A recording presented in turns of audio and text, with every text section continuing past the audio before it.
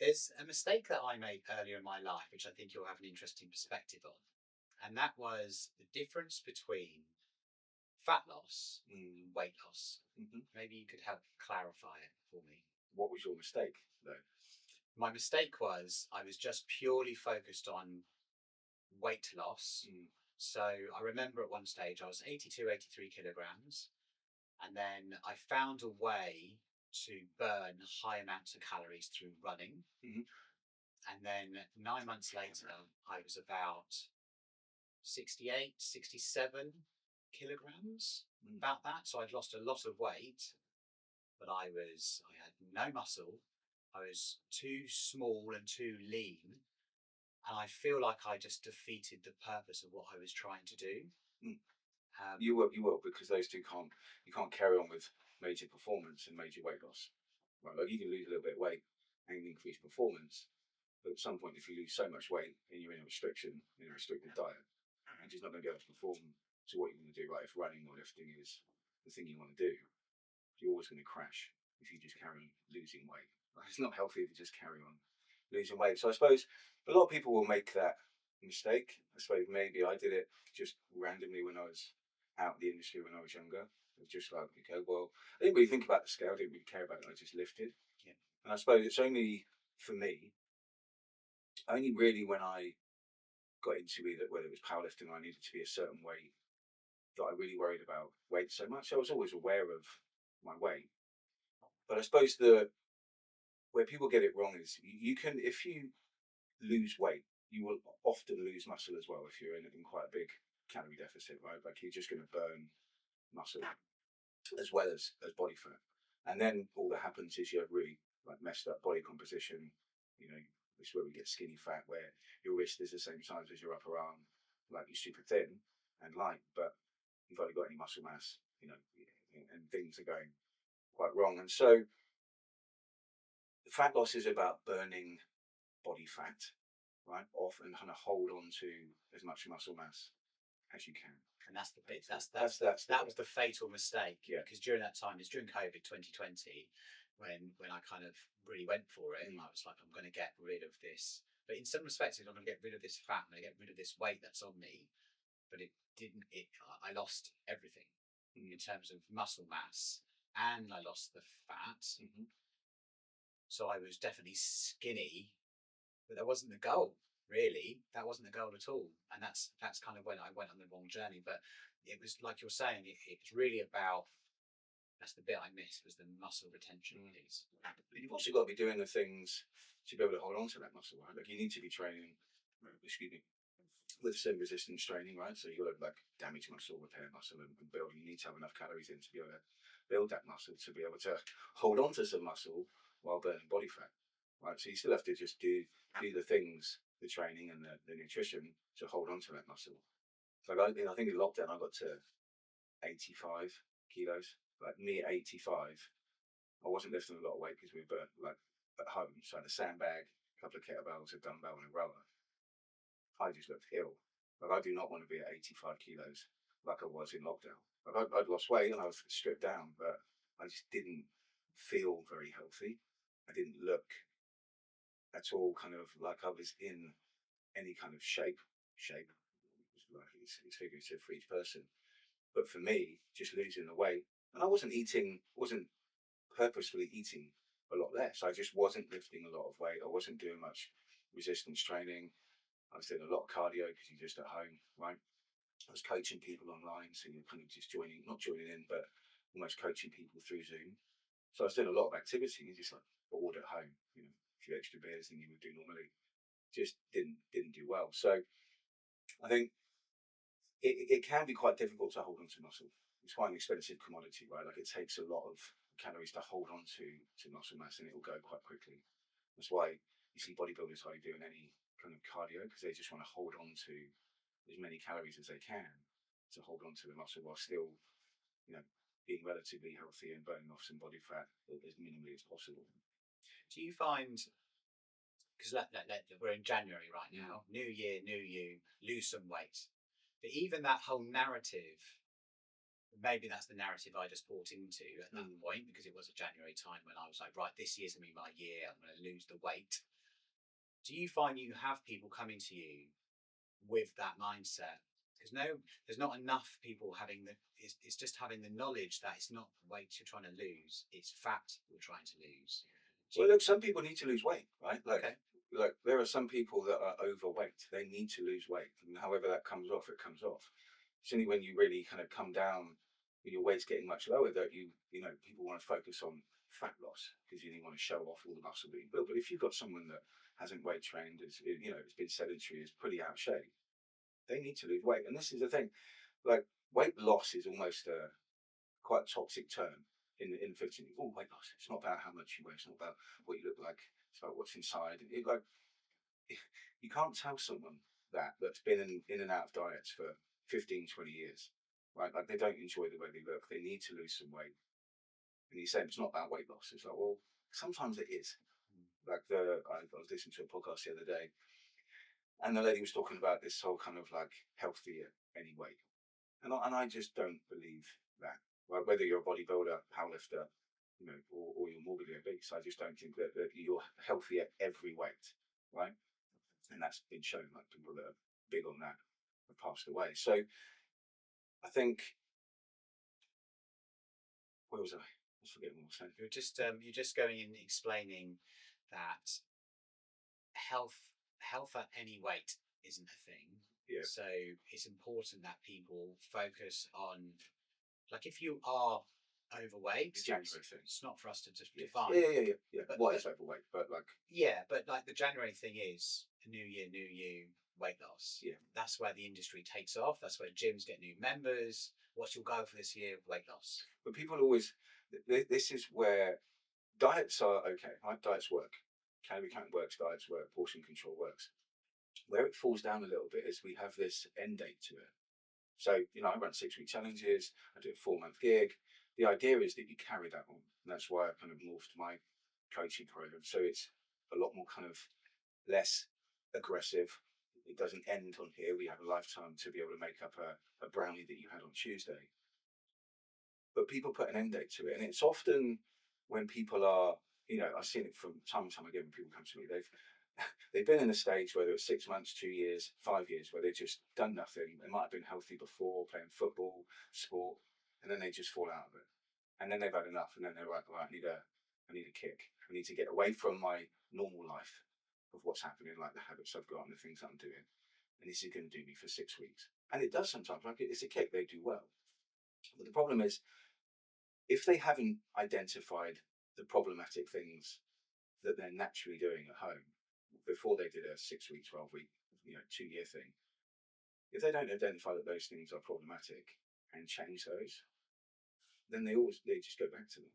Because you have a 6-week kick, you don't do those things. Potentially, you don't learn very much in that time about habits, about why you're doing certain things, eating certain foods, your reaction to stress, like those kind of stuff, emotional eating. And so you go back and you're like, okay, cool. And then you don't do the 6-week thing, whatever format that is, portion, calorie counting, keto, whatever. And you just go back to doing it because you haven't had much education around types of foods, the calories in foods, any kind of emotional eating that you've got, stress management. You just go back to doing the things you did. You've lost some weight, so you've got a couple of months in you until you get back to the weight you were before. Right, but enough. And there's this yo-yo. And that's individual to each person as to why they do that. We spoke earlier a little bit, kind of like the deeper stuff of why people do things, right? Like that's where I'm kind of with my coaching. It's cool, man, we can lose a bit of weight. I can stick you in a calorie counting thing, no problem. We can lose weight and get to a certain weight really aggressively. It's not very fun at the end of it, but have you learned anything? And then what happens when you leave me? And so I think the underlying reasons why people do things and whether they just want to do a little kick and go back and they kind of yo-yo in and out is very, individual. And some people, I think one thing that's caught me recently is there are a lot of people in the fitness industry that forget that there are lots of people that don't enjoy fitness and exercise and eating a certain way. They haven't grown up with it. They didn't enjoy it at school. Exercise was just a nightmare because they weren't the fittest or any good at anything, so they had to do it. If you've got the kit, they just get picked on by everyone else. And now we're trying to tell them, you should get in the gym 4 or 5 times a week, lift weights, eat like this, do that. And they're like, this sucks. I've got a really busy job. I've got 3 kids, you know, and I don't enjoy exercise or eating this way. And so there's a very kind of, you have to be very careful about just jamming it down people's throats. And maybe I've done it in the past. I tried not to, but each person's individual and they'll have their own reasons for coming in January, whether it's March, whether it's July, they come in for 6, 12 weeks, and then they might, die off again, and then they'll come back in. And sometimes you've got people that used to be super fit, healthy, played sport, did enjoy it, and then just got super busy with the family, work, started a business, and it took off. And then they want to come back in, and then they find it again. But even then, they'll look at historically what they did, the amount of time they had, how much they trained, and then when they try and do it again and don't get it, they get frustrated, right? Because it's like, well, I can never get back to what I wanted to, what I was doing before. Like, no, you can't, because it's a completely different scenario, right? If you try and force it, either your missus or husband are going to get upset. You're not going to spend time with your kids, or work's going to get pissed off. You know, like one of those are going to fall down. So it's trying to manage that as best as you can. And there's always going to be people that want a quick fix. Some people that want to do it for longer. Some people that are at the end of their tether, whether that's they've been forced to by the doctor, like you need to make a change, or whether they've realised I'm going to lose something here in my household or with my friendships and I need to make a change. Like those guys that are right at the depths of the barrel, then make a change and then it can last longer. So there's such a mix of people that we have to deal with like that when they come in the gym, you know, or online. So what are the things that are, you said there are challenges that people have to deal with, there are things that they have to deal with. You mentioned emotional eating earlier. What are those things that are kind of holding people back from when you speak to lots of people? What are the things that hold people back necessarily from going on a fitness journey? And listen, I'm going to talk about one thing quickly, is that I, for a really long time, always put the date on it. I'm going to be clean for 10 weeks. Yeah. I'm going to be clean for a month. I'm going to go alcohol free for a month. I'm going to do this for a period of time, for a long time. Like I'd always do, like that was like, I'd almost see it as like a piece of fitness. I'm going to do this for 3 months and then I'll be saved. And what would happen is, every time I'd fall off the wagon, every time there's always a point where it's either high stress or this thing would happen, or you'd even get to the point and get to the goal and go, oh, not really, didn't really. What did I achieve? Yeah. And maybe you've lost 3 or 4 kilograms. Okay, great. I didn't really feel that different. And I think the big thing that I've really experienced over the last couple of years when I've changed my training is there's no end date. There's no end date. It's just fitness is ongoing, fitness is rented, you keep going, that's what it is. That's the thing. So let's go back to those things. What holds people back? What are the things that you experience? Well, the one I mentioned is that some people just don't enjoy exercise. Okay. Like if we're looking at a whole approach in terms of movement, exercise, and kind of eating, habit work, some people just don't enjoy exercise, right? Because they haven't done it, and even if they get into it, they're not sure what they're meant to do. And a lot of people will do what they think they need to do based on what they see others do. So I need to go to the gym. I need to lift weights, and like we all know, lifting weights is good for you. But some people absolutely hate it. They just don't enjoy it, right? And so they will try and do things that they see everyone else do. And again, that's that buy into fitness. So it's like, I will do this for 6 weeks. I can't see myself doing this for the rest of my life, but I'll do it for now. Austin's never going to win, right? Something like I saw you when you were speaking to James about keto, paleo, right? Like keto is quite a hard diet to do, right? Really tough. It's tough. I did keto for a while. It was really tough. Like, tough. Proper tough. Paleo, you've got to be a millionaire to do paleo, right? Like you have a lot of money to eat in that manner. Carnivore, also quite expensive, right? So people will do things because they see other people doing it, not because they want to do it themselves or they're bought into that process. So it lasts for a period of time.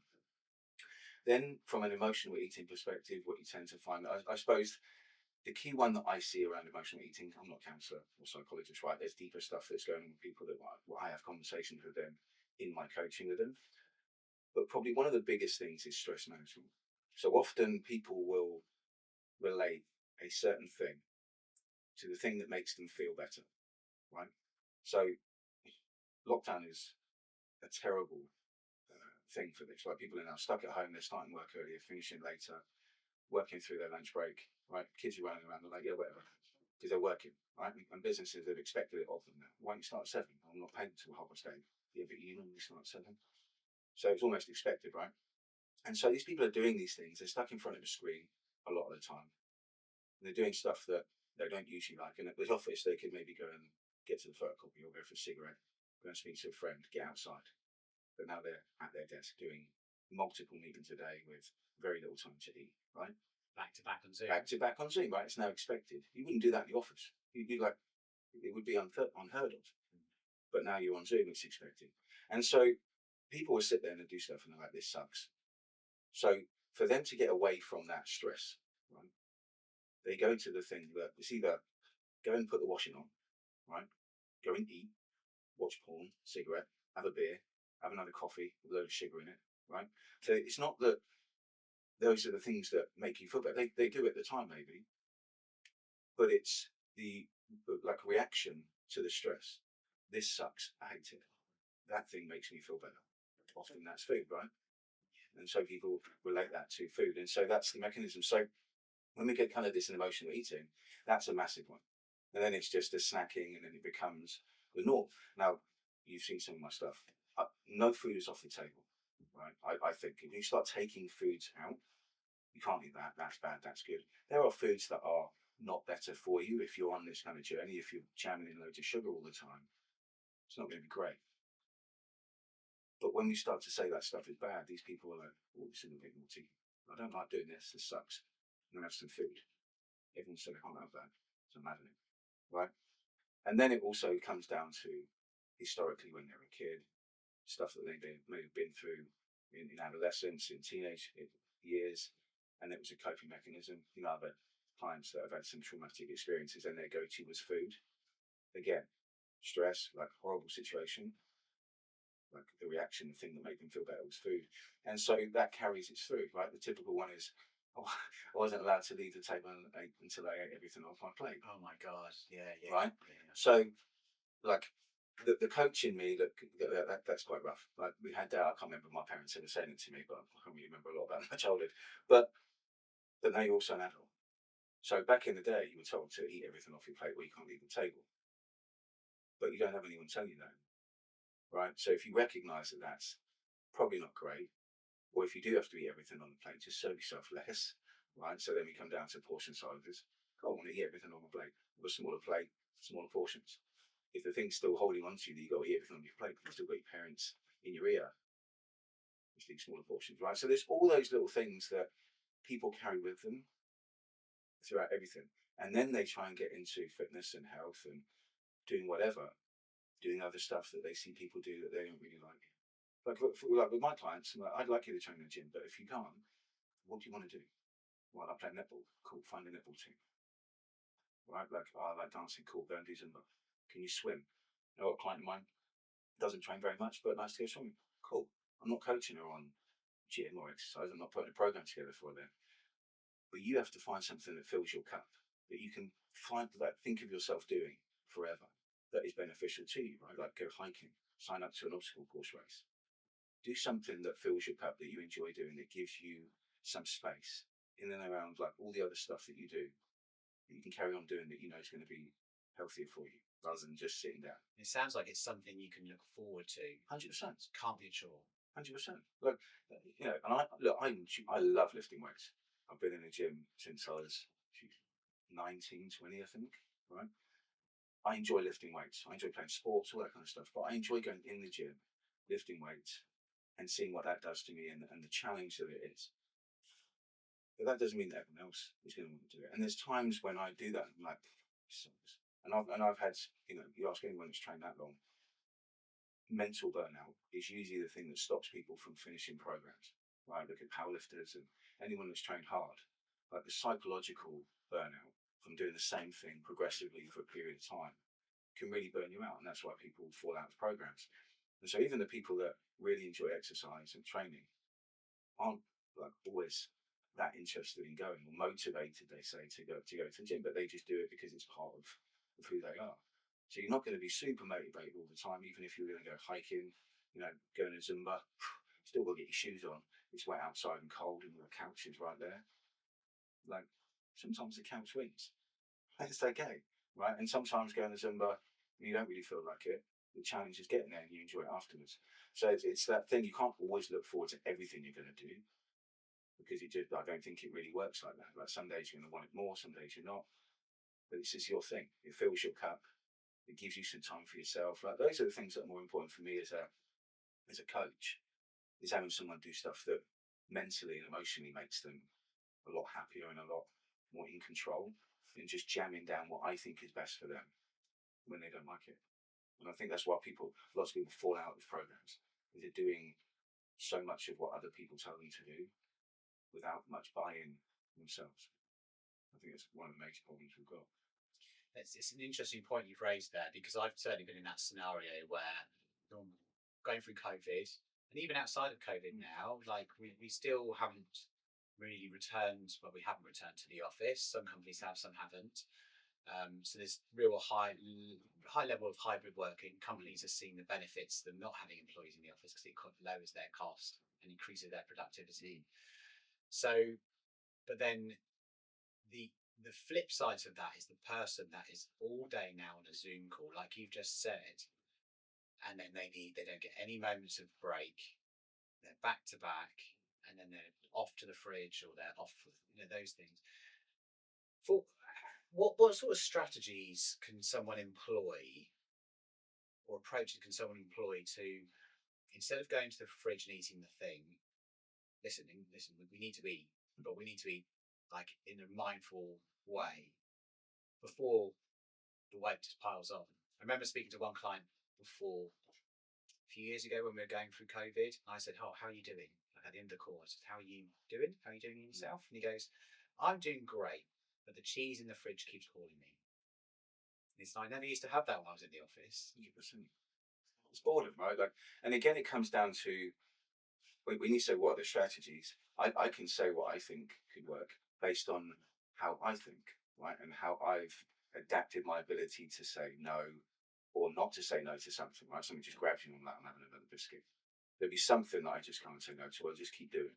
And so it's really difficult to say, use this strategy. Like I had a call with a client this morning, quite a long call, but I had to just strip out everything. So I have a mechanism that my guys use so I can monitor things like sleep and hunger and energy levels. So I make sure that they're safe while they're doing it.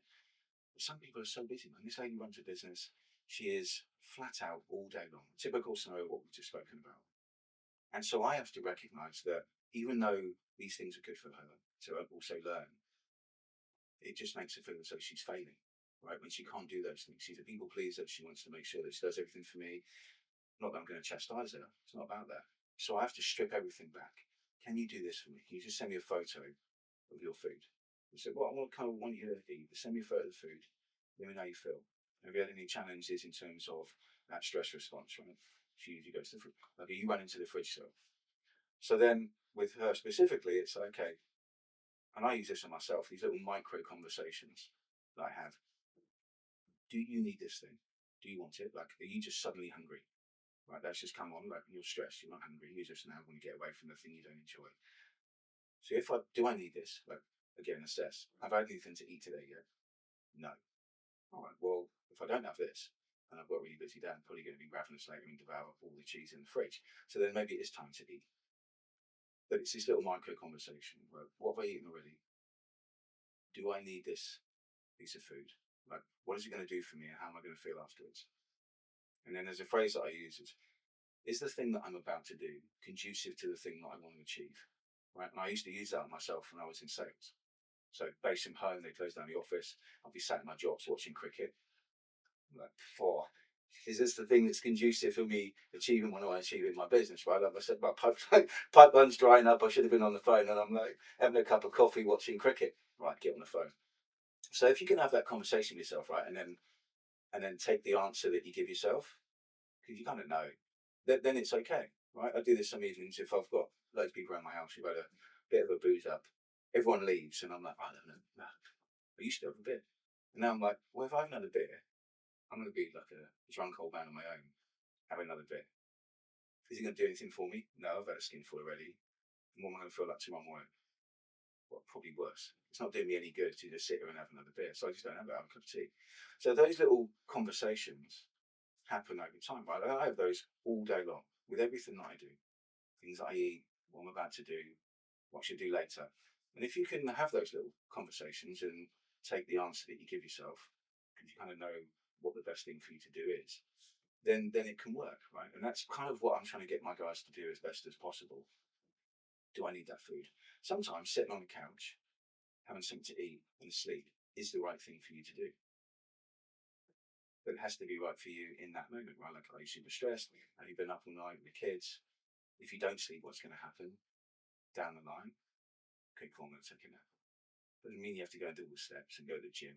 It's like, oh, gym kills everything. No, it doesn't. It can actually make things worse, right? So you've got to think about the thing you're going to do and is it the right thing for you to do at the time?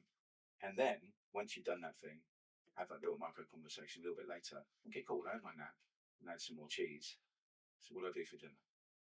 I might drop out some of the carbs that I was going to have because I had a load of calories at lunchtime, which I really enjoyed. And then I think for me, that's what gives people the freedom of being able to have any food. But then the challenge is people that historically have struggled with making those decisions, now building that resilience to make those decisions and say no. Right. So that's kind of like the strategy that I use with my guys. And that is just those little micro conversations. But it's tough, right? Everyone's got their own histories with that kind of stuff. It's interesting because over the years I've thought a lot about that internal struggle, that internal conversation. I love how you articulated it.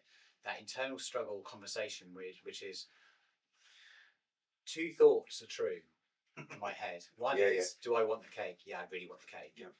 And I also want to lose weight at the same time. And they're both. It's both an option, right? You can still have the cake and lose weight. And I think that's what you're trying to put together there, which is you can have both. 100%. You can have your cake and you can eat it. And you can definitely do that, right? It's just recognising that if I've had my cake, I just can't keep having the cake every day. But you could have the cake every day. It just depends on what you do outside the cake, right? Like if you have pizza all day long and then you have cake, it's probably not going to be ideal. But if you're protein heavy, no carb, and you have a cake for lunch, you'd be alright. So if people eat McDonald's and lose weight, you can. So it's not the thing; it's the thing. It's the things you do around the thing. 100%. It's like James Clear talks about it. Like he's got these 3 rings. I don't know if you've read his book, Atomic Habits, right? So he's got those 3 rings, and I always get mixed up whether it's the center one or the outer one. But the center one is like the destination, right? The thing that you want to do, the weight loss, right? A specific number, time on a race, whatever. And then that middle ring is almost the most important one because it's the things that you do on a daily basis that allow that destination to happen naturally, right? And so, like the decisions that you make, the sleep that you have, the breakfast that you have that allows you to have cake at lunchtime. But I've had cake, so I've been sat on my butt all day. I'm maybe going to go for a walk at 5 o'clock when I finish work instead of just laying on the couch. So all of those little micro decisions, like the conversations that we have with ourselves. Cake's looking lovely. It's raining outside. I should probably go for a walk. Right, a bit of cake. I'm still going to go for a walk. You don't want to be offsetting calories by exercise, but having those little micro conversations, going for a walk instead of just laying down, is much better, right? If it's right for you at the time. So you can have pizza and cake and still lose weight. It just sometimes makes it a little bit more challenging depending on what else you're doing outside of that. So if we agree, because this is the interesting thing around, because it's a little bit more contrarian, which is, some people think you've got to be all in on this fitness journey. But what you're saying is you can have it all, but you can be balanced at the same time, which I really love, which I think is far more attainable for people to then start become more healthier on their choices and making it kind of their diet, their way. But what's all in? Like who classes what all in is? Right? Like all in is individual to the person. This is the stuff that I love talking about at the moment that I'm really kind of in. Like it has to be individual. So all in, right, I train 5 days a week. Well, that's not all in. Train 7. Well, I train 7. Okay, but that's all in for me. I don't, by the way. But that would be all in for me. It's not all in for you because you're not doing 7, you're only doing 5. But he's all in because he's got 2 days where he's got to look after his kids because he misses away on work. Right, like it's all in for him. 3 days a week is all in for someone else. Like what is all in? All in is kind of a mentality of where we're like, I'm not going to drink, I'm not going to do this, I'm not going to do that. Like, where does it end? Because it is very subjective to the person. And so if you start laying down what all in is, then it becomes problematic. Now we can go hardcore at times, right? Like I want to shift a bit of timber. I've got a little bit more to lose. Okay, I'm going to go a little bit more hardcore on the activity and see what I can do. Like I know I've got 6 weeks. I'm going to push it a little bit, and then we're on holiday for a couple of weeks. Okay, cool. Then we can go a little bit more all in on one point, one part. But I don't think there's really a set structure of what all in is, because I think it's so individual to the person and their environment and their schedule, their stresses. That's super important, you know. What's your view? I know we talked about this at the gym around calories and counting calories, and you have kind of a different approach. Necessarily, we all know what kind of. I think the broad understanding is you need to be in a calorie deficit to lose weight. Yeah. Essentially. And I think that's kind of the broad understanding. I think 15 years ago we all struggled to understand that, but I think today, it's been proven enough times that it's kind of a calorie deficit, regardless of diet that you choose to adopt. But because of your approach, you're thinking more about you can have whatever foods you want to as part of that. Can you just talk to that a little bit? Because I really loved a post that you put up a while back where you were like, I eat pizza, I eat this, I have beer, and there you are, shredded. Which is contrarian, right? Yeah, yeah. You've got two opposing things at the same time. So can you just talk to that a little bit? Yeah, I think, look, I've counted calories. I'm not saying count calories because often I will say calorie counting doesn't work. I think it's a flawed process long term. It definitely works in the short term, right? In and of itself, it will work, right? Calorie counting, reduction in calories, calorie deficit, lose weight. So people think of the mechanism of counting calories as the thing that gets you in a calorie deficit. Because I've said about counting calories, and everyone says, well, calorie deficit. Well, you just shout a calorie deficit at me. Just because you count calories doesn't mean that you're automatically in a calorie deficit. True. But they just shout counting calories and calorie deficit like it's one in the same. You can count calories and put on weight, right? Like if you're bulking. And so, again, because I suppose the way that I coach people, I've done so many different diets. Right? I've done paleo. I never did keto because I didn't want to eat that much fat. It just sucks. I did carbo backloading. I've done zone diet. I've done low carb. So I've done a lot of different diets, right? I've done calorie counting as well. And I work with people that have done lots of different diets, predominantly using calorie counting. And I think there are so many things at play that, again, everyone's got their individual struggles, right? And their histories of the things that they've been through. And the people that I deal with tend to not learn enough. Like, again, they're not in the fitness industry. You've got people that are running businesses or looking after, special needs children. Fitness and nutrition and delving deeper into macronutrients is not their thing. But they do it because their coach has told them to do it. And rightly so, that's what the coach is doing for them, right? That's how they work. So they do it, they stick to it because it's a structured thing, but they're not learning anything about themselves, about stress response, emotional eating, the calories in foods in terms of spiking and all that kind of stuff. So when they stop doing it, they fall back and then they put the weight on again. And then they get into this cycle of not trusting themselves, which is almost just compounds what they're thinking anyway. So they just beat down themselves. Oh, I can't do it. I'm so confused. So many different diets, loads of calorie counting. And when I don't do it, like it's just soul destroying for a lot of people. Of course, there's going to be people that are more inclined to count calories and carry that on for a long period of time. Maybe they don't have kids or they're just that way inclined where they do that all the time. But that's not the majority of the people, and definitely not the majority of people that I work with, right? And that's who I want to work with, is the people that have been battered by this over the years. That I want to try and show a simple format of doing, right? So with mine, again, I think calorie counting is a flawed process long term. Again, food packaging is an average and can be like 20% incorrect legally. Fitness trackers, gym, wrist trackers are like 50% out. So everyone's basing their energy output on things that aren't correct, right? Everyone's individual. So you can have the same calorie count as me, but your body works differently. Every bit of cheese at the store is the same calories, same fat, protein, like every bit of cheese. So you're like, okay, that kind of stuff, just the way my mind works is like, really, can it all be the same? And then if it was this holy grail of, like, it would work, you could do it once or twice, learn it, and then either do it for the rest of your life because it was, it's simple, or you wouldn't need to do it and you'd know everything and you'd be fine. but that hasn't worked, and we are in quite a dire strait. So again, it comes down to the individual and the other stuff that's going on with them as to why they cannot hold on to just a standard body weight that they may have had after doing calorie counting without doing it again.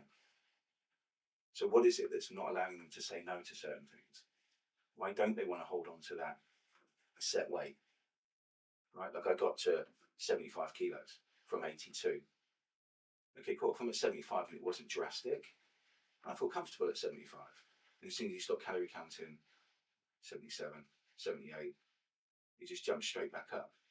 Like, why don't you want to hold yourself at 75? Are the things that you're doing just so chaotic that it just pounds back on anyway? Well, what's the reason why you don't want to hold it that way? Well, you can't, right? And that's why I try and have a really simple kind of mechanism when I with my coaching is like improve the quality of the food that you consume the majority of the time, right? So leading with protein. I know you spoke to James, like this is what he mentioned, right? He's with calorie counting, calorie count, protein amounts. Same thing. Go to the protein part, like the meat part, protein part of the store first. Make most of your meals around protein. Add in a little bit of carbs, a little bit of fats and veg, right? And if you can do that, and you've got a really simple mechanism of just monitoring how you do it, because whether you count calories or not, you still have to do the things. You still have to exercise. You still have to go to the gym, eat certain foods in certain amounts, knock out certain foods in certain amounts, maybe, right? So if you've got to do all of these things where you're calorie counting, and then you've got another mechanism where you don't have to do that, and you start to understand your responses to stress, how your how your body responds to certain foods, right? Interrupted sleep patterns, like bloating, all that kind of stuff. If we can improve people's understanding and knowledge of themselves with certain foods, and we just get back to being a little bit more active, as and where you can, in a way that you enjoy and can carry on doing for a long period of time, improving the types of foods and not chastising yourself for having a bit of cake, and recognizing when you are overdoing it and your face has been in the biscuit tin for 3 days, right? And now the scale's gone up 3 days in a row. I'm going to do something about that. So it's that deeper stuff for me that allows people to move away from calorie counting. If it's the thing that they've done time and time again and they don't want to do it. That's all I say with calorie counting. It works short term as a mechanism to lose some weight, but long term, people aren't using it. And they're not learning enough from when they do it for it to be beneficial for them when they're not doing it. I agree with that. And the reason why is that I counted calories for a really long time. So there was a period, it's really interesting because I had a number of coaches for a period of time, and not one person said to me about the calorie deficit or calorie counting. It was always about, I can't remember, I'll follow this certain diet, follow keto, follow paleo, follow that. And I had a number of coaches. And then it all changed for me personally when I watched one video for 1 minute, which was James Smith. Yeah. I love that video. It's like that video completely changed my life in 1 minute. And I've been on this fitness journey for a really long time. And he was like, and he just simply said, these are all of the diets. They're the method. 100%. This is the principle, which is calorie deficit. And this is the outcome. And I just, at that moment, just thought, wow, I've had this all wrong all this time, but that one video made a lot of sense. And so I very quickly went on the calorie counting journey, and I was about 95 kilograms at the time. And over the course of the next period of time, I slowly reduced my weight down to kind of where I was comfortable. It took me a few years, and I was around, and then get to about 75, 78, where my body's quite comfortable. And I mean, that was a long old journey. But the interesting thing was, your weight will still fluctuate at times and go up and down. So I used calorie counting for a really good period of time, a few years. And I think when I reflect on that is it taught me what's the calories in food, how much calories are in those nuts over there, what's the calories in that chicken, what's the calories in that burger or that McDonald's. And just start to be aware of, hang on, I can easily start to add these things up. So that's what my fitness pal gave me over that period of time. The interesting thing was, so last year, I went on a bulk before Christmas, so I was up to about 25% body fat. And then after that, last year, I reduced my body fat down to 11%. I didn't calorie count. And the reason I didn't need to, one is because I had the education of I've got a rough understanding of where the calories are landing, like the nuts and the avocado and the chicken and all that stuff. And also I found that there's probably about 10 or 15 foods I'm really happy eating. And it's really simple for me to add in a bit more rice or take away a bit of rice. It's actually quite simple to start doing that. And I particularly favour a whole foods diet. And all it was okay, on average, I lose about 2 kilograms a month, and it slowly just falls off very slowly if I just follow this plan. And I didn't have to count calories to get there. Although I knew by doing these things unconsciously or consciously, whatever, I was in a calorie deficit because I was training and walking and those things. But the weight very slowly just kind of came off. I'm like, okay. And I didn't have to think about it. I just ate my meals. And I think those are the answers. That's why I love your approach, which is, yes, of course, calories are important. And of course, calorie counting is important. But actually, you don't have to be so conscious of it. You can learn the mechanism. And then as long as you know you're there, it's just adding a bit of food, taking away a bit of food. And then that's where you get the freedom from it. It's almost like you graduate from it. You've earned the right to have that freedom. Yeah, you've earned the right. But there's also this, like, if you're going to spend money, time, effort, learning something, it's like you did calorie counting and you learned from it. You're that way inclined. You took the time to kind of learn and understand around foods. It wasn't just about do that scale. I won or lost. Right? You're like, I can understand what's in this, and this much kind of steak has about this many calories. I understand that a slice of bread has this many calories, and apple. But if people are going to spend sometimes quite a lot of money, time, again, sometimes quite a bit, and effort, surely you'd be better off learning a mechanism that you can use long term, right? So the simplest thing that I get my guys to do is to weigh every day, right? When I said this years ago, people used to shoot me down. You can't weigh every day. It's not about what the scale says. It's about what you look like. Oh no, you're just setting people up to fail. I'm like, well, no. If you only weigh once a week, once every 2 weeks, you've got 1 in 7 chance of winning, right? And then if you had a pizza the night before, then you're probably going to be in trouble, right? So taking the average. So if you're going to spend all the time and money doing the calorie counting diet, and you've done 5 of them, and you haven't learned from that, then maybe there's something else, another way that you could take that's a little bit more simple, that doesn't take so much effort and time. And the calorie counting guys will come back and say, oh, it's not that much time. It doesn't take that much effort for you, right? Because you're maybe in the industry or you're putting this out and it works for you. But there's some people it doesn't, especially if they've done 4 or 5 of these diets. So if you can spend time and effort and money learning a mechanism, by a little bit trial and error, which a lot of this stuff is, you get on a scale every morning, you improve the quality of food that you eat the majority of the time, you lead with protein, you have these little micro conversations about, what did I have earlier? What am I having later? I'm going for a banquet or a work function. It's just going to be sandwiches. Cool, what does my lunch look like? I might just drop out the rice I was going to have.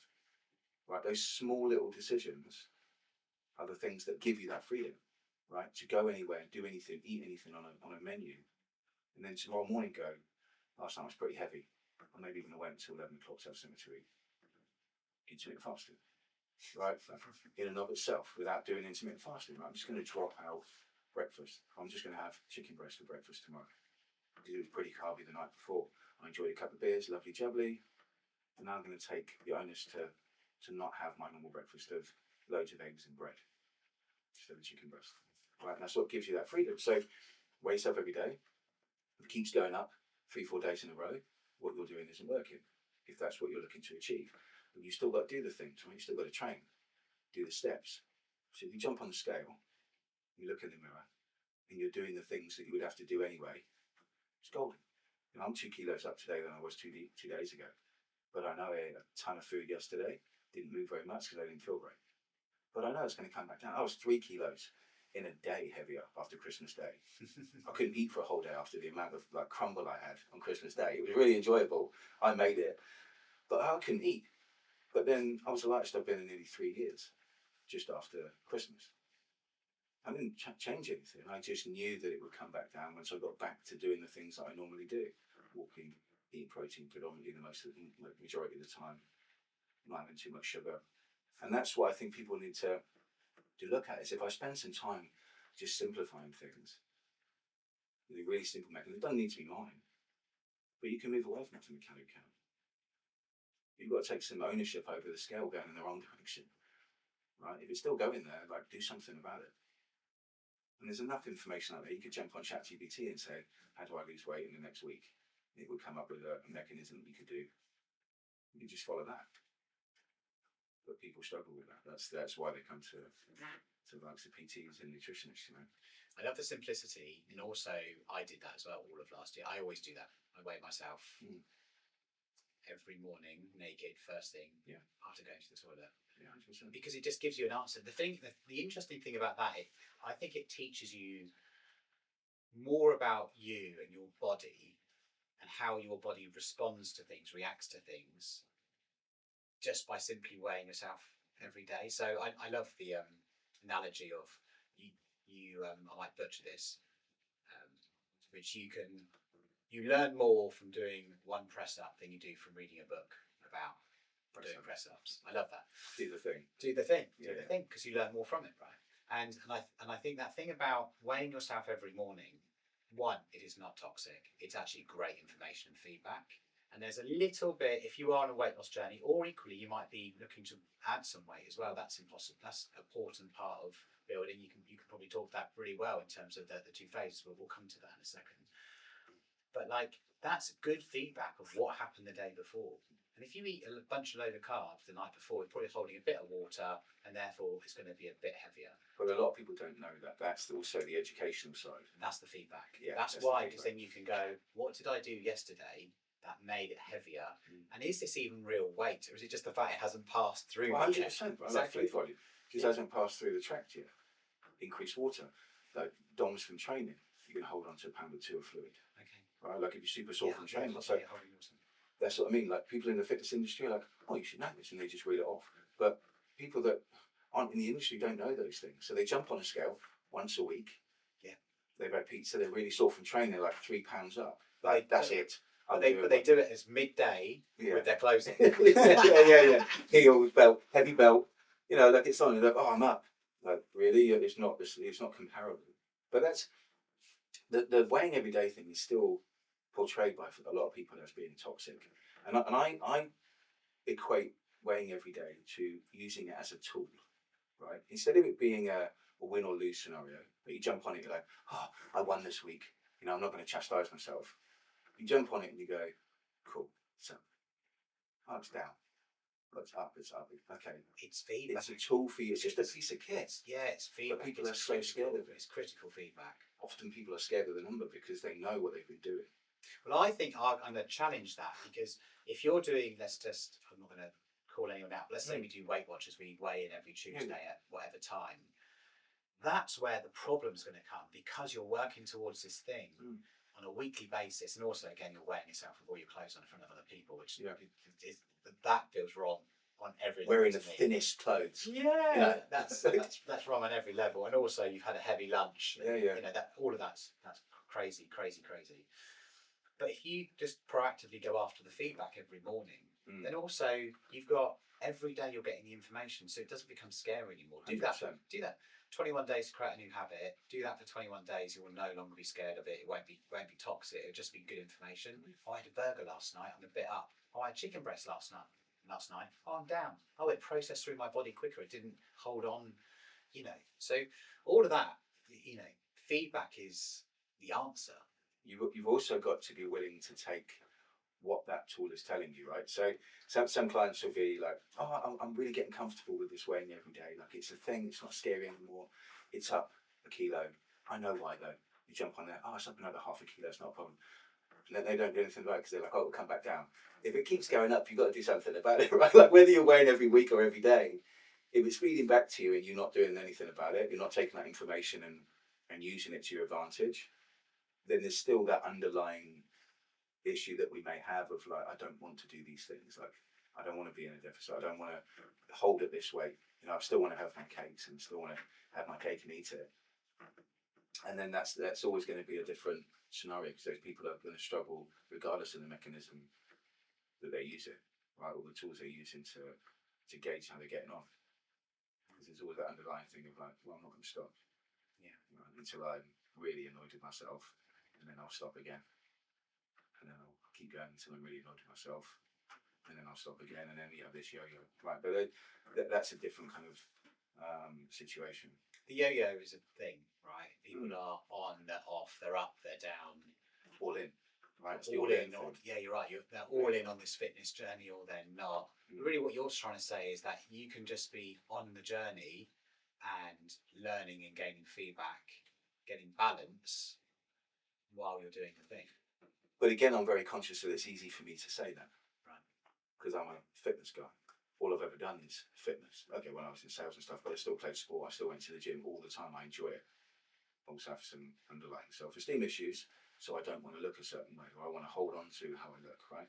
So while I can say those things, I'm still aware that I've tailored this mechanism for myself over the years, and it works for me, and it's worked for my clients. But there's still clients where they fall off and it doesn't work for them. And you can use this. Like essentially, it gets quite cheesy, but it's like a lifestyle, right? Without it being a lifestyle, it's just I buy and eat these types of foods mostly. I do these things the majority of the time. I train and I exercise and keep fit, and that naturally holds me around a certain way. But I'm also fully aware that genetically, I've probably been gifted in terms of sport and exercise and how my body holds itself. When I say gifted, it sounds a bit like hurrah. What I mean is, some people don't have genetics like that, and then they really struggle to hold on to, a thinner or more muscular physique. I've just been lucky that that's what I do, and that's what I enjoy, right? So that's who I am. And then we get back to the thing earlier of like, people don't want to do this. People don't enjoy exercise and training for whatever reason. They might really enjoy it, but they've just never got to the point of enjoying it because they haven't found something that they really enjoy, because the things they have done have been horrible for them. So we're fighting against that as well. Where does genetics come into this? And I remember there was someone I trained with for a really long time. I'm going to say 7 or 8 years probably, and this was midway through my fitness journey, and he was great because we became really consistent. He would train every day 6 a.m. I was like, okay, if I really train with him, so I trained every day with him 6 a.m. I say every day, like weekdays, etc. And I was like, you're shredded, and I'm doing exactly the same as you. So what's the difference? And we would chat each day around. He's like, yeah, I do about 2,700 calories. I'm like, okay, I'm doing about 2,200 calories. You're still shredded. I'm not. And then we'd train like that for a really long time. And it was only at that point it dawned on me, which was, oh, you're a genetic freak. You are naturally like this. And also I started to understand the difference between, hang on, as I said, if you don't eat, what happens? He's like, oh, I get smaller. I'm like, oh, okay. So you have, and I don't know what the correct terms, you can correct me on these things, but he would naturally be he would have been a much smaller person. So he's actually working really hard to eat more calories to keep the muscles. He's like a hard gainer, right? Yeah. Whereas I'm the opposite, which is actually as soon as I eat a few too many calories, it all goes on my waist. It doesn't go on any muscles anywhere. So I'm like, there is a genetic difference between us. You've got a genetic advantage. You're further ahead genetically than I am. And that's when I realised, I was like, oh, hang on, it's not the same answer for everybody. Everyone needs a different answer. Well, this partly comes back to what I talk about in terms of calorie counting, right? So a coach will give out a typical example. Same person, like two people, same height, same age, same sex, training the same number of days, same calories. You look completely different. Yeah, that was exactly the answer. Right? Exactly the situation. And so you can eat the same as someone else, have the same calorie allocation, do the same training, you will look completely different. Right? So genetics, some people are more gifted in terms of athleticism, some aren't. There's been arguments. I don't really enjoy getting into the deep. I struggle with educational stuff. I always have, to getting into the deeper sides of body types. And there's been talk that those things have kind of been debunked in terms of the 3 types of body types. I just don't bother getting involved. So is that not a thing? Is it like a myth, or there's arguments that it is and arguments that it isn't. It was for years, and now there's people saying it isn't.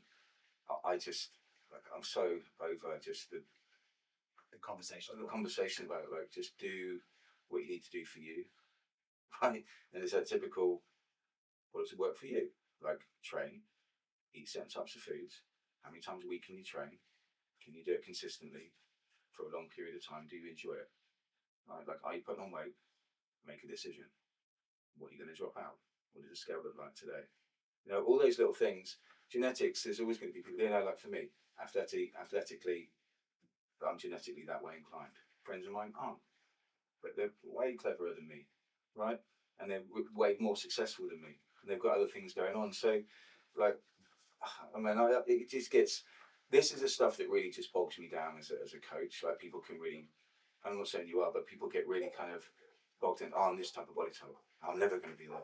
It might be harder, right? Like, there's no doubt that for some people it's going to be harder for them to lose body fat, drop body weight, and hold it there. No doubt. But that doesn't mean you can't do it. It's harder for me to get in a job as an accountant, right? My IQ is probably not great. But it doesn't mean that I don't know how to use Excel, right? And do certain things that I need to do to help me so I don't get smashed by the tax man, right? Just because I'm not great at something or I'm not that way inclined doesn't mean I just don't do anything about it. There's certain things I can do to better myself in that, but I'm probably not going to be an accountant, right? And like, these people are probably not going to be in the fitness industry because they're not athletic or that way inclined doesn't mean that they probably shouldn't do something a bit by bit. But they can still do things like, you know, it's absolutely landing the point, which is you can still do things regardless of your genetics or not. That's what I learned during that time, which was regardless of the outcome, I'm still doing a great thing for my health. Whether I look like Shreddy over here, who I'm training with, or not, I'm still actually because of that, within a good body fat range. I'm actually healthy. I'm training. I'm building muscle. All those things. I'm like, be grateful for the things you do get. It's still enjoyable. It's still enjoyable. I'm still going. Yeah. There's a social aspect to it. Even if you don't get that outcome, which I realised I was setting myself up to fail because of my friend who genetically was like that.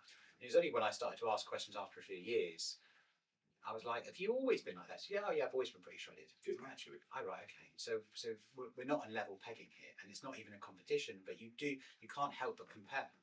And that's where I found it really interesting, which is just the answers is just about trying to improve yourself and just be a little bit better than you were, because you can't compete with someone else because you've got no idea, one, what they've been through or who they are or what their genetic makeup is. It's literally just about improving your car.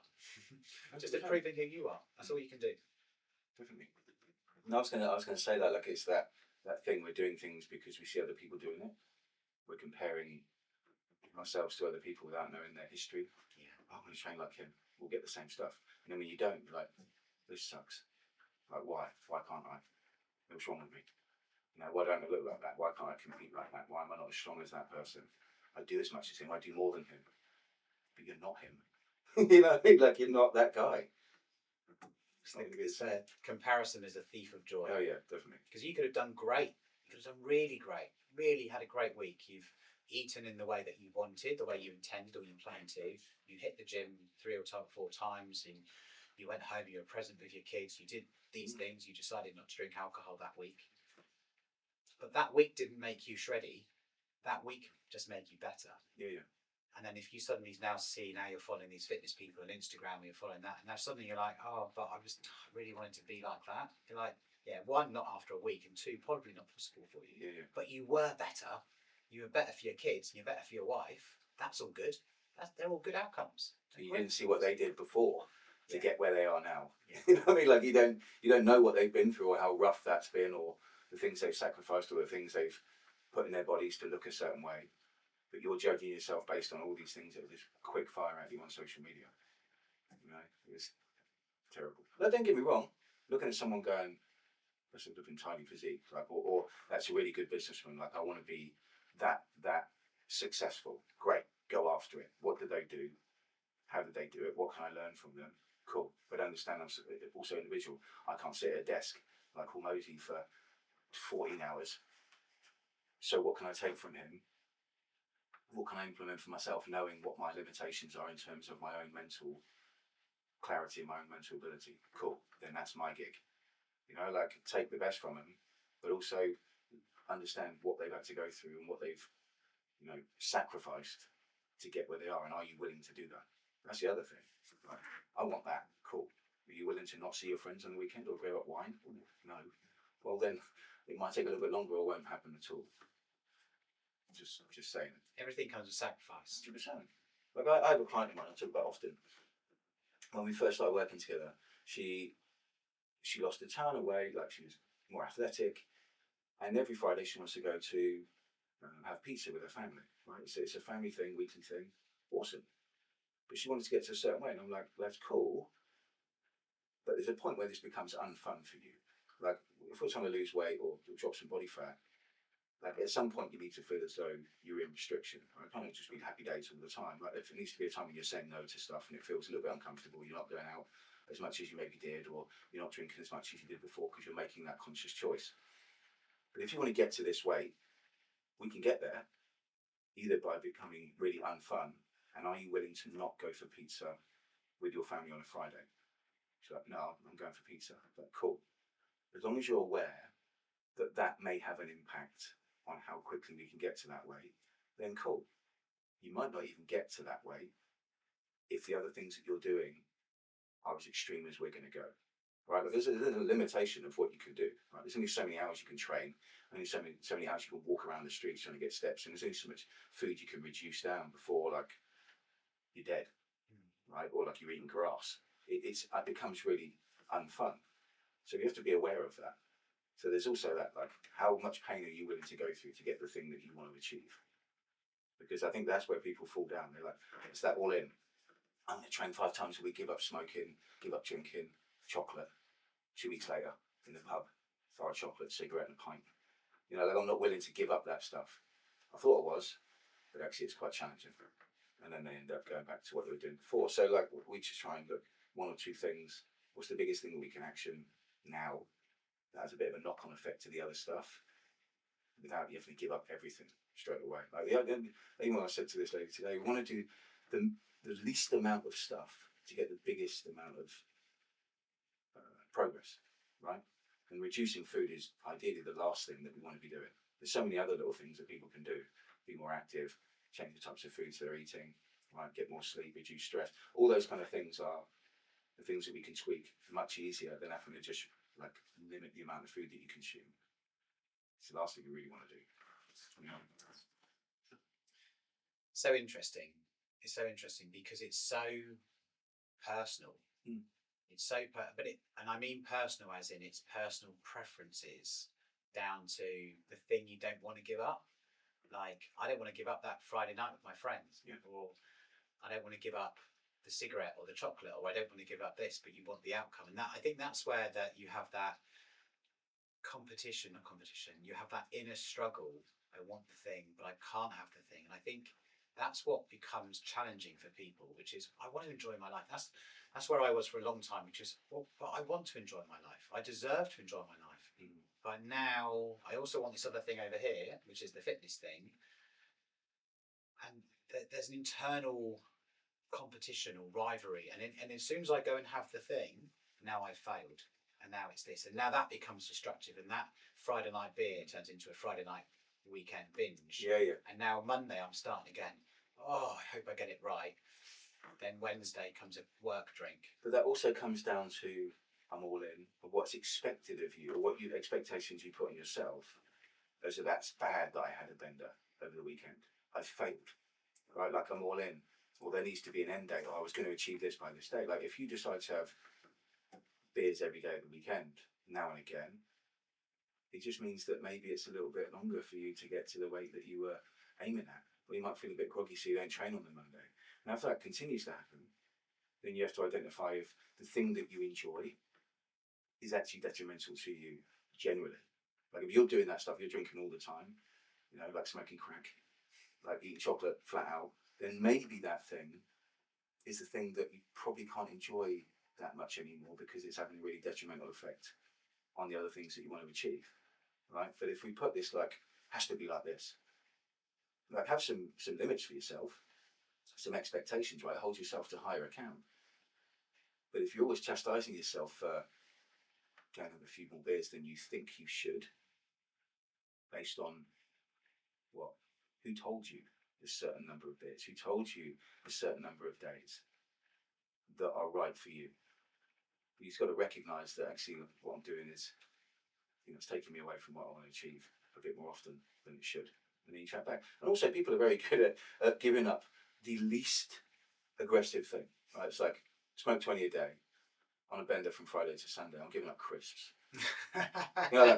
Crisps. I can't eat crisps anymore. That's the thing. You're like, no, potentially you've got the wrong thing, right? That's like the smallest thing that they can give up, because the other things they really attach to. I don't really want to give up cigarettes or drinking with my mates, so I'll give up the thing that I think will make people aware that I'm on this kick, right? But they're still banging it at the weekends and smoking cigarettes, and that's it's only when it gets to the real hard part and they're like, well, I shouldn't be drinking anymore, like I'll get emphysema. Well, maybe I might stop smoking. Right, so that's an extreme, but you get what I mean, right? People tend to give up the smallest thing that has impact on them. But it's a thing. I definitely was there. I'm trying to think. I laugh because where was I? I'm going to say I'm 40s now, but I'm going to say around my 30s, early 30s, late 20s, let's say late, it doesn't matter. No, late 20s, where I'm a party guy, right? So that's my history. I've always been. So, but I also love CrossFit and I love training. So, like my week, it usually goes hand in hand, right? Like you used to be a party person and now you enjoy CrossFit. Like there's a general progression from party to CrossFit. It's hilarious. so during the week I would CrossFit every morning. Sometimes I CrossFit in the night time as well. But I'd also come Friday, I'm on it all weekend till Sunday, and then I'd be back on the fitness journey. And the funny thing is, back then I'll be like, I'll drop carbs. I've already dropped a load of carbs. But really what I'm doing is drinking 3 bottles of Jack Daniels over the weekend. I got a post up a couple of weeks ago. It was like, just popped up on my TikTok. I have these like rave pages. And it was like, everyone was in there. They're just going absolutely mad. It's like 4 o'clock in the morning at some club in Manchester. And they're all thin, right? They don't look the healthiest, but there's not a weighing scale, a phone in sight, right? But they're all doing like 150,000 steps a night, right? Like, might not eat for a couple of days, regardless of why. And maybe there's something in that, right? Like, eat less crap, do more steps, right? But like, if it's the mechanism where you go out clubbing, then maybe that's not the greatest. Everyone's like, are you saying that you should take this? I'm like, no, I'm not saying you should take that. What I'm saying is that you don't need a weighing scale. These people didn't have one. They're just like going raving for 12 hours. They went raving for 12 hours. And they probably didn't eat for 24. Like with intermittent fasting. But like, it's janky. But I mean, if you're active, right, whether that's a healthy scenario for you or not, and that's another conversation we can have. But it just made me chuckle because people are so het up on weighing and measuring food and MyFitnessPal, and and again, I'm not bagging on it. It works short term, but it's honestly not that deep. There's so many other ways that we can get there. Like, and then that was just a funny video. I see them all the time, and I'm like, yeah, not fun always. God, I was there for a long time. Disco dancing, Friday night, Saturday night. Yeah. You're in the club from a lot of hours. And I wasn't even thinking about my steps then, but no doubt I was doing my steps. You were doing the steps. I went out with a friend of mine, probably it was just around lockdown, I think. We were coming out of lockdown, we were just going in. We ended up going out into a nightclub in London, finished at 7 in the morning, right? Like old school, hadn't been out for 15 years. The music that me and him, I liked the music more than him. And so I dragged him along. There'd only been another mate with us and he didn't make it. Anyway, we just went in there. And he looked at his watch in the morning, he did like 75,000 steps, like just marching around this club. It was just brilliant. And I was like, yeah, man, that's like your week's allocation, right? Like everyone wants 10,000 steps a day, we're happy days. You can lay down for the rest of the week and you'd be okay. But blah, blah, blah, it was funny. And everyone's just dancing in there. But like, that's you getting that activity in, right? Whether you want to go and do Zumba, swim, go raving for a night, like go to the gym. Okay. That's on you. Whatever works, right? Just take care. Love it. It's been a pleasure talking to you. Pleasure, mate. Thank you so much for your time. Pleasure. Thank you. Thanks, mate.